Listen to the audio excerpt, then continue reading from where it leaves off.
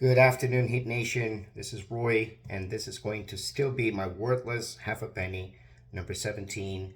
And this one has a double title. It could either be Generational Talents or Gilbert Arenas. Now, rant, okay?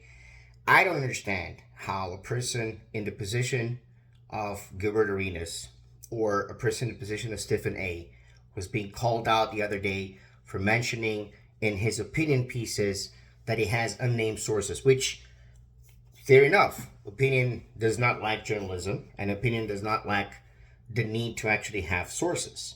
So, fair enough. But at the same time, framing unnamed sources as if he has news, but what he actually has is, our opinions. That is a problem. Somebody brought it up. I don't remember who did it on Twitter, X, whatever you want to call it. I respect your decision to call it whatever you want to call, however you want to call. But generally speaking, I don't get why they make so much money to be in a position of saying things and just for the sake of saying things. And of course, that's what viralizes. And I think that kind of goes much along the same, let's say, wavelength of what's going on today in terms of how people talk. And that hasn't gotten better with the newest generations. It's gotten worse, right? The newer generations don't even want to talk. They don't even want to speak with us about trying to understand our point of view. They just want us to understand their point of view. At least this is what I feel when I speak with the younger generations, and maybe that has always been the case, and the Z's and the Y's, they're still developing into something that is not 100% settled into what it's going to be. It's a completely different conversation. But the whole point is, people nowadays, and I am guilty of that as well. Sometimes I get into those conversations, and I get, I don't think worked up is the right word for me anymore, although I used to when I was younger. But in some of those conversations, I still want to say certain things, and I'm not nice, and not being nice doesn't add anything to the conversation, even if I'm right, and I feel bad for doing that, and I try not to do it as much as possible. But I recognize that this is the first recourse of most conversations on the internet. And so obviously you expect those pundits to do things a little bit differently. And unfortunately, they do the same. They just reinforce the same idea, reinforce the same statements, reinforce the same silliness. And generally speaking, I was also thinking about the first time that I recorded my ideas. It was talking about Ira Winterman, because I had an issue with him. He blocked me.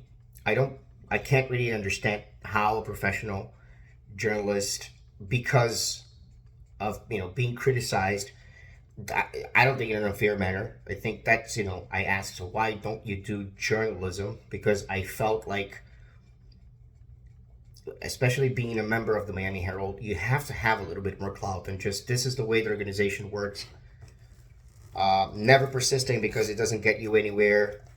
Only certain people know certain things.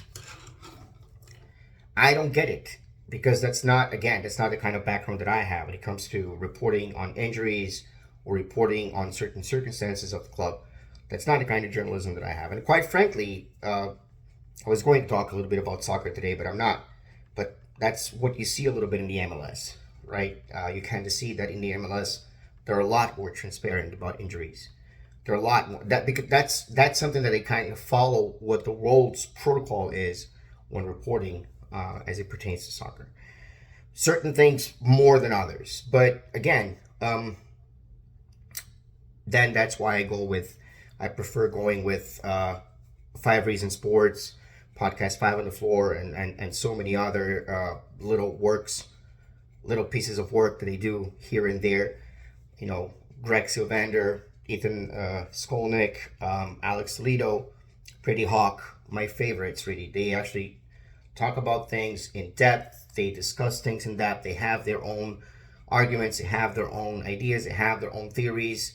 And I think that all of them are valid and they don't always agree. Like, for example, right now they were creating a 9-man team. And at some point, Kendrick Nunn is being included in the conversation as being one of the guards, along with Terry Rozier, along with Tyler Hero, along with Duncan Robinson, along with Gabe Vincent, along with Caleb Martin. There's just so many things going on, and nobody 100% agrees on those 9 men. But they're never going to say something stupid just for the sake of saying something stupid. And I understand that some Twitter accounts need that, because once they say those things and they are actually visible and they spark an argument, they get the likes, they get the views, they get the quotes, they get the reshares. Sometimes there's not so much the likes, but they certainly get the views. But I don't understand why someone like Gilbert Arenas needs to say something like that. That being said, what is a generational talent for you? Now, Steph Curry has 3,000, if I'm not mistaken, 747 points scored on three-pointers, the greatest scorer as when it pertains to three-point shooting. The second place, Ray Allen, 2,973 or 53. I'm not sure right now the exact number. I have it written down somewhere, but I just decided to kind of be a little bit less technical about this and just say that, to me, there are 3 to 4 points that you consider. Just one category that you can maybe lump into 2. So let's talk about all those 3 to 4 categories. So category number 1, change the game. Before Steph Curry came into the league, there was just shooting from that range, even though it was more common outside of the United States, and it actually made sense to certain teams to play like that against the United States. What there also was a fact that was not a first recourse. This was not as important to teams as it is today. Yes, you would have that Hail Mary. Yes, you'd have that last bucket that is, you saves your game. That's what you had, for example, with Ray Allen, right? That's what you often had with Larry Bird, or what you didn't when he didn't win that game and lost that series against the Lakers. All of those are basically legends in the world of sports. But it's not that the three-point shot didn't matter. It's just that people didn't use it as a first recourse. Using it, very few people did.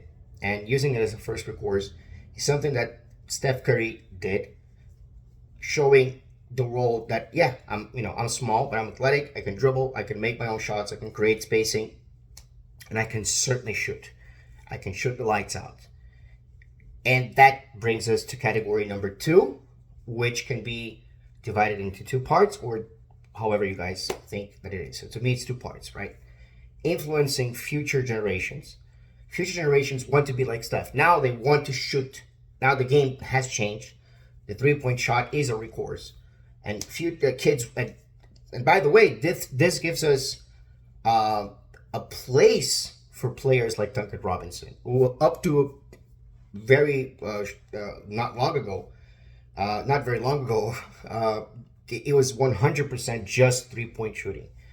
That position, that role would not exist, and he's been the best shooter with Miami Heat by far in terms of reaching the milestones as quickly as it did, having the sharpest percentage, having obviously his bad season. He had a horrible season, but generally speaking, being the best shooter in the Miami Heat by far. That's why a lot of people would definitely take Duncan Robinson over Tyler Hero. Duncan Robinson improved in many aspects, including obviously layups, some dribbling, but I think most importantly his defense is a lot improved in comparison to what he was.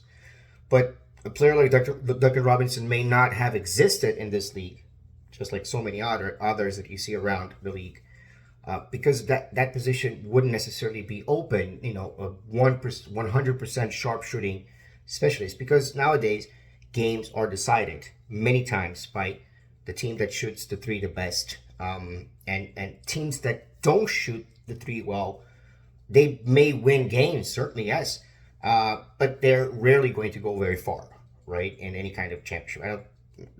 I don't have to look at statistics and the numbers, but it just seems very logical to me in these days NBA. And then you have players wanting to mimic that, wanting to be like that. And then also you have the situation of like, for example, Klay Thompson, right? Would Klay Thompson exist the way that Klay Thompson existed in the Warriors dynasty without Steph Curry? So obviously that is a no-brainer.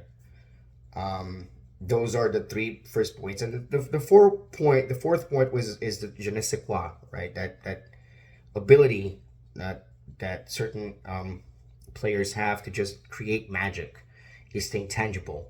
It's why I pick Michael Jordan over LeBron James. It's why I pick Pelé over Maradona, but also widely over Messi. That's It's not an objective point of view. It's I created the scale. I go by the scale, and I think that this intangible, this magic, which is the third or fourth category, depending on how you see the two or three, if they're one, influencing future generations and influencing current players to play the way that they're playing today, meaning changing the game as it is right now, not just for future generations as Steph did, but also that magic, right? That's what makes a GOAT a GOAT. Not just winning championships, but the way that those championships were won and how they were played, right? That's what make the Williams sisters the GOATs of tennis, but also why you had other greatest of all times before them, but why you would pick those over the others, because luckily recently there was magic, right? People were able to watch the Williams sisters career unfold and like me from beginning to end. Again, not debatable. You don't have many players like that. I think that what I would consider a generational talent may differ, but I don't understand why you would pick on a player like Steph Curry. I don't know. Would you pick on a player like I don't know. It's a very complicated take. I think that if you had different eras, and that's just a thought that crossed my mind. In different eras, you had different giants and other giants that were lurking, right, and they were always trying to defeat the dynasties of those times. And then there were the war of the dynasties of the Lakers and the Celtics. But I think that nowadays you have a guy like LeBron playing, right, and on the opposite spectrum, but not on maybe on a different tier, because LeBron is in a cold conversation, maybe, right? I think it is, but on another tier, you have a guy like Steph, you have a guy like KD, you have a guy like Kyrie, you have a guy nowadays, and let's see in the future, Luka is still young, Jokic is still young, you have Embiid, you have Anthony Edwards, still young again. Tyrese Maxey still young, but I think on the lower tier, and so on and so forth. I think Steph Curry is in a higher tier than KD, Kyrie, because of the fact because of how it changed the game. Maybe not the purest shots, maybe not the purest handles, but the way that he changed it and how he changed it, and because of the significance of how the game is played today because of Steph Curry. He's obviously, to me, the biggest one of those generational talents. And then you have LeBron, who is, I think, on a tier of his own. Not now, but obviously throughout his career, and especially during his peak. The series against the Mavs starts on Thursday. Celtics smashed, kicked and kajammered. I'm just looking at my son's book. The Mavs, the Celtics dismantled the Mavs throughout the regular season. who have lost, have been losing to the Celtics, but we haven't seen the playoff game. We'll see what happens then. We'll talk then. Regardless, even though it's not about them, and it's never going to be about them, we're talking about the best after, I guess, Larry Bird. I don't want to talk about the others. But Kyrie being one of those very interesting guys that play for the Celtics. At Boston, and let's go Heat.